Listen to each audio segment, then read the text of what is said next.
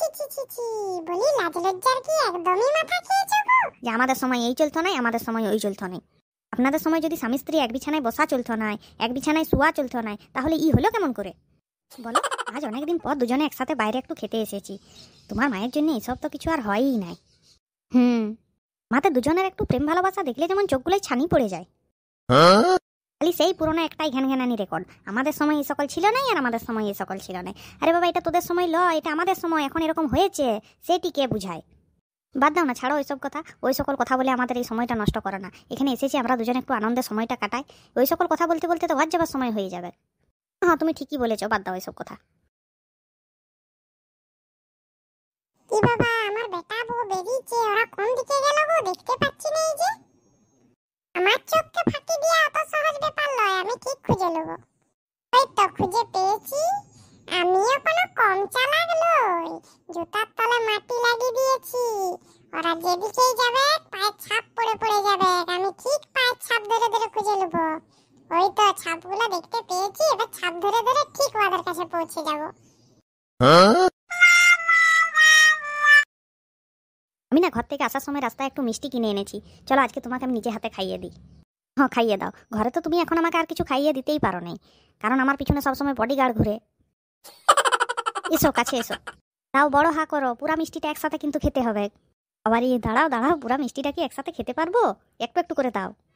ও মা গো মা গো, বাবা রে বাবা, কি অলক্ষণে কাণ্ড বাবা! বাইরে এরা ঢলাঢলি করতে এসেছে। আমাদের সময় বাবা ঘরেই ঢলাঢলি করা চলতো না, আর এখন এরা এসেছে বাইরে ঢলাঢলি করতে। দাঁড়া বাবু, এক্ষুনি ওইখান থেকে উঠে আয়, ঘর চল। কি আরম্ভ করেছো তোরা? যেখানেই বাঘের ভয় সেখানেই সন্ধ্যা হয়। শয়তানের নাম নিতে নিতেই শয়তান হাজির। তোমার সেই প্রথম দিনের কথা মনে আছে? তা থাকবে না?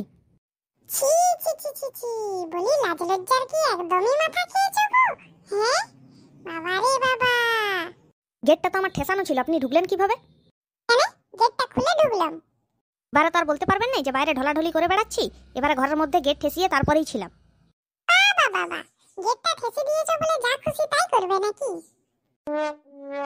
আমাদের সময় বাবা এই সকল ছিল না। আমাদের সময় স্বামীরা যে বিছানায় বসতো, স্ত্রীদেরকে সেই বিছানায় বসা চলতো না, শোয়া তো অনেক দূরের কথা। আচ্ছা, একটা কথা বলুন তো, আপনি অনেকদিন ধরে আপনার এই ঘ্যানঘ্যানানি পুরোনো রেকর্ড শুনেই চলেছি যে আমাদের সময় এই চলতো নাই, আমাদের সময় ওই চলতো নাই। আপনাদের সময় যদি স্বামী স্ত্রী এক বিছানায় বসা চলতো নাই, এক বিছানায় শোয়া চলতো নাই, তাহলে ই হলো কেমন করে? সত্যি বৌমা, আজকাল তোমার অনেক মুখ হয়েছে। শাশুড়ির সামনে এরকম একটা কথা বলতে তোমার একটু লজ্জা লাগলো না? না, লজ্জা কেন লাগবে? আপনি যখন আমাকে বলছেন তখন আপনার লজ্জা লাগে না? দেখ খোকা দেখ, তোর সামনে আমাকে কেমন বলছে। এখন আর বলে কি হবে মা? যখন তুমি আমার সামনে ওয়াকে ওইরকম বলো কই, তখন তো আমাকে বলো নাই যে দেখ খোকা দেখ আমি কেমন বলছি।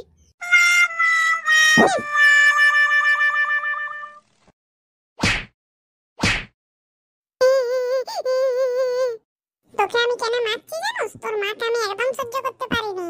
তোর মাকে দেখলে আমার গা জ্বলে যায়, কিন্তু এখন আর কিছু বলতে পারি নাই, তো বললে মুখে মুখে উত্তর দে, তার জন্য। আর তোকে মারলে তুই কাঁদবি, তুই কাঁদলে তোর মায়ের দেখে কষ্ট হবে, তাই তোকেই মারছি।